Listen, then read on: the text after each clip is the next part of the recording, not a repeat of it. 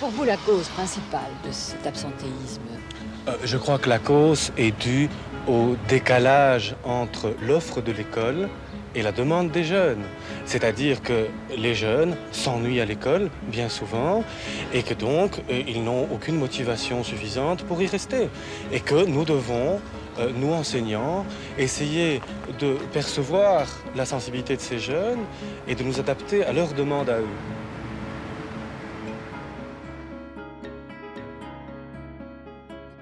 Je m'appelle Yacine, j'ai 32 ans, j'habite ici à Molenbeek depuis toujours. Je suis né ici, voilà, c'est mon quartier, j'aime bien, c'est agréable. Je l'ai rendu agréable, je l'ai pas toujours aimé, mais j'ai trouvé les raisons de l'apprécier et de le rendre agréable. On est 6 enfants et je suis le seul garçon. Et je suis plus le milieu, j'ai 2 grandes sœurs et 3 petites sœurs. J'avais une relation difficile avec mes parents aussi. Donc j'étais beaucoup plus proche de ma grande sœur que de mes parents quand j'étais petit et pendant mon adolescence. Donc c'est plus ma grande sœur qui était une sorte de maman pour moi, on va dire. Aujourd'hui, après, c'est différent, les rapports avec mes parents sont différents, mais pendant mon enfance, c'était assez particulier. Ah, quand j'étais petit, je m'occupais avec mes sœurs. Ah, on dansait beaucoup. Donc ça, c'était ma passion, en fait. C'était très vite devenu une passion sans que je me rende compte. C'est devenu le truc qui m'occupait le plus, c'était faire des choses imaginaires avec mon corps, quoi, créer des trucs. Voilà. Et mes sœurs, c'est un peu mes grandes sœurs qui m'ont mis dedans, mais elles m'ont vite abandonné dedans et c'était très bien pour moi. C'était un peu mon petit monde imaginaire dans lequel je me faisais. Ouais. C'est un endroit assez particulier pour moi. C'est encore aujourd'hui, pour moi, le même endroit. C'est une dimension personnelle et particulière dans laquelle tu t'évades, tu déconnectes complètement. Et c'est la déconnexion. C'est le fait de déconnecter avec la réalité, la vie, le réel presque. Voilà, le fait d'avoir un peu ce déséquilibre au niveau parental fait que voilà, à l'école c'est un peu difficile, je cherche mes repères, voilà, je suis un peu paumé. Pendant longtemps, je suis un peu paumé et influençable et je vais un peu suivre ce qui me donne de la confiance en moi. Je cherche à gagner une sorte de confiance en moi. Ouais. En primaire, j'étais à Saint-Charles, puis en secondaire, j'ai été à Notre-Dame de la Sagesse, j'ai été renvoyé. Et je suis parti à Saint-Joseph. Saint-Joseph, c'était une école difficile. J'ai dû changer d'école parce que j'ai failli me faire renvoyer aussi. J'ai été après à l'IND. Mais je me faisais renvoyer, je n'étais pas un sale type, hein, mais je faisais des conneries, quoi. Des bêtes conneries. Je pense que je compensais le fait que la maison c'était hyper. C'était le respect absolu, il fallait me manger comme ça, il y avait vraiment un truc en place. Et je compensais ça à l'école en fait. Et puis j'ai été renvoyé, non, j'ai pas été renvoyé, j'étais à l'IND. Et je suis resté quelques années, donc 2 ans là, puis j'ai encore changé, j'ai fait ma 4e. Non, j'ai raté. Je suis parti au Syria et j'ai terminé au Syria. Mais je changeais à chaque fois. Chaque année, j'ai changé d'option, j'ai tout fait. J'ai tout fait, je voulais essayer plein de trucs, je voulais essayer. J'ai fait comptabilité, sciences. J'ai fait compta en 5e et j'ai terminé en tourisme. Touriste, des fois je veux le dire. Mais moi j'ai terminé en tourisme.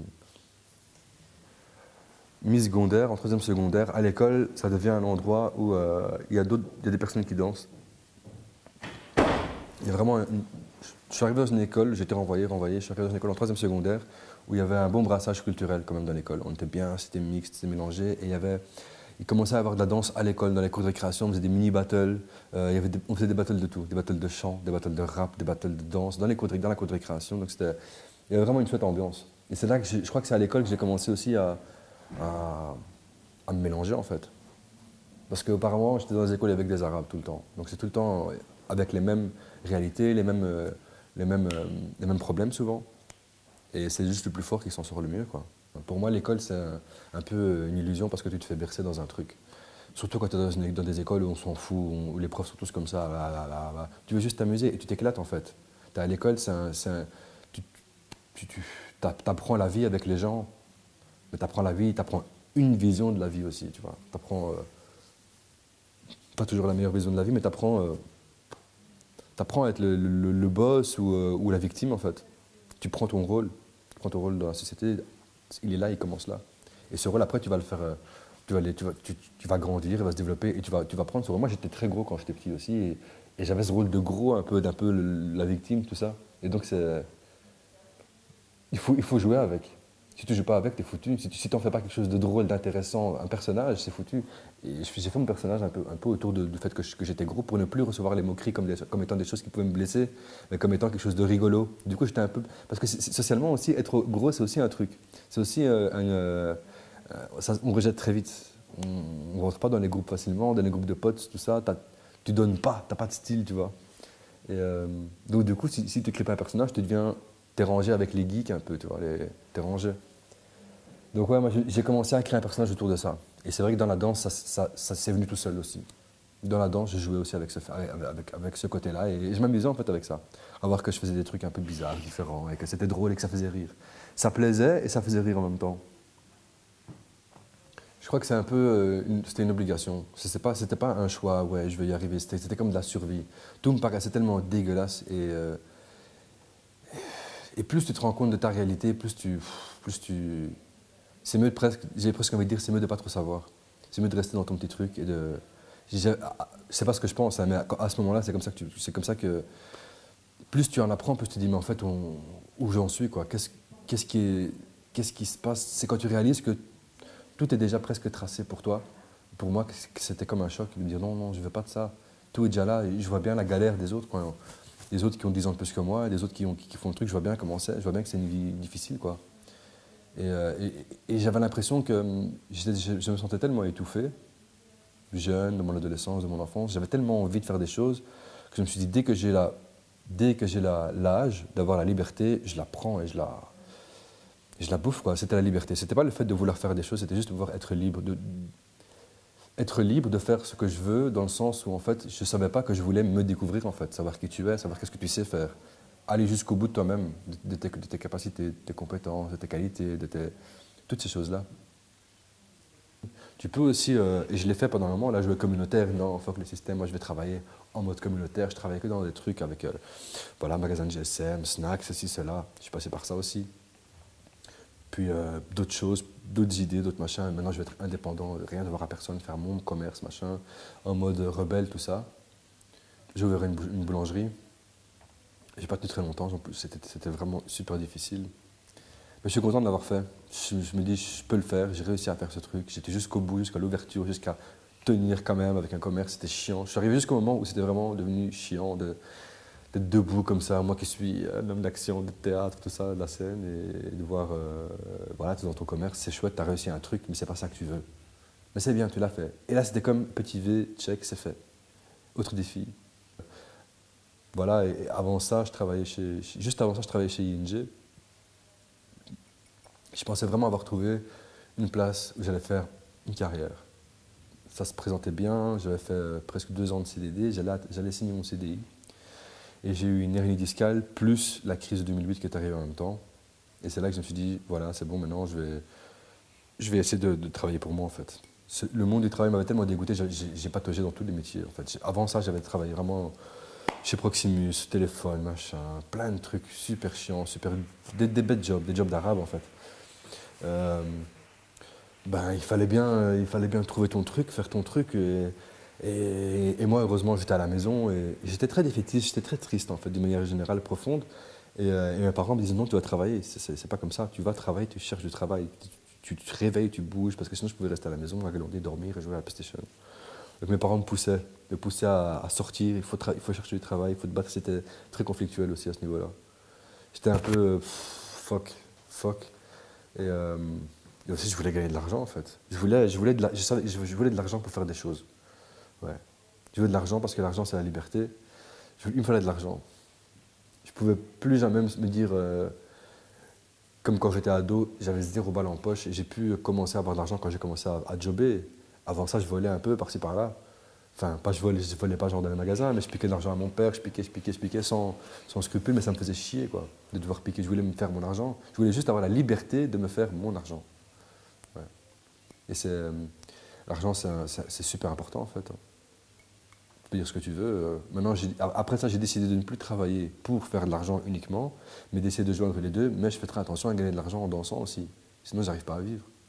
Et c'est beau tout ça, mais il faut manger, quoi. Et des fois, tu t'oublies à faire des choses, à créer pendant des mois et des mois. Tu dis putain, mais là, j'ai rien, quoi. Et le chômage me harcèle, on va vous couper, monsieur, on va vous couper. Donc maintenant, je parle de ça maintenant, quoi. On avait créé un spectacle, moi et un pote.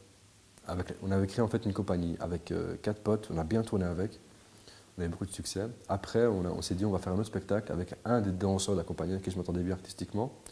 On a créé un duo, on jouait ce duo et la directrice nous dit demain il y a une audition de la compagnie Ultima Vez à Molenbeek. Je dis à Molenbeek, je ne connaissais pas Ultima Vez. Je suis passé devant, je dit mais enfin l'adresse dit bien 97 rue des Étangs Noirs, je ne vois qu'une usine abandonnée ici. Et puis finalement je sonne, je rentre, je rencontre Yeroun. Qui me dit vous avez apporté votre CV, je dis non, j'ai rien apporté, puis qui me tape un papier, un CV improvisé, tiens, il me prend en photo avec l'ordinateur, qui me donne ça au chorégraphe quand tu rentres et tout.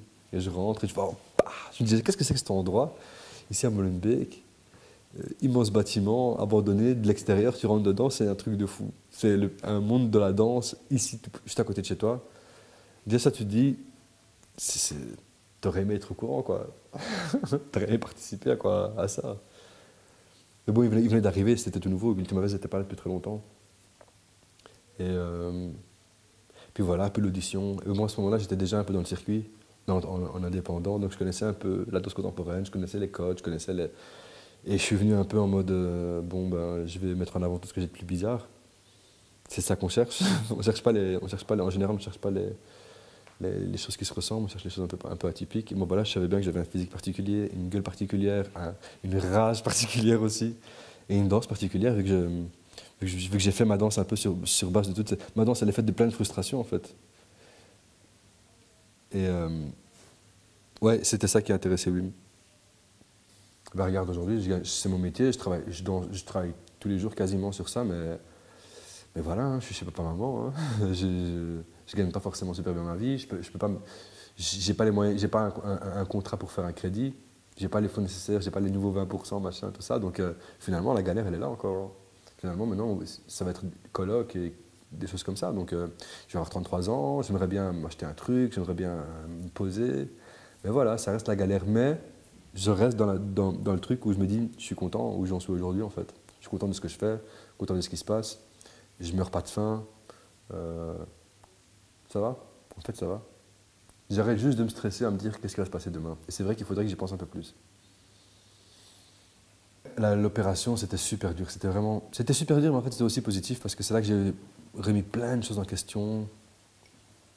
C'était le fait d'être assis, couché, immobile, de devoir rester immobile longtemps.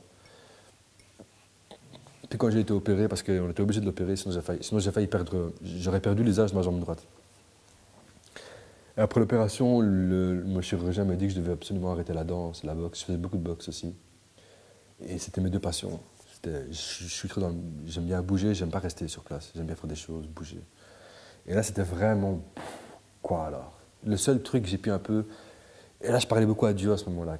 Allez, qu'est-ce que ça veut dire? Que c'est vraiment pas bien, que je dois vraiment pas faire ça? Allez, j'y croyais pas en fait. Je dis non, c'est pas possible. Même si tout le monde me le dit ici, j'y crois pas que c'est pas bien. C'est tellement bon, je sens que c'est tellement bon pour moi que ça peut pas être mauvais. Et je me remettais en question, quoi. Je réfléchissais beaucoup, je comprenais pas. Je comprenais pas quel était le but de la vie après ça.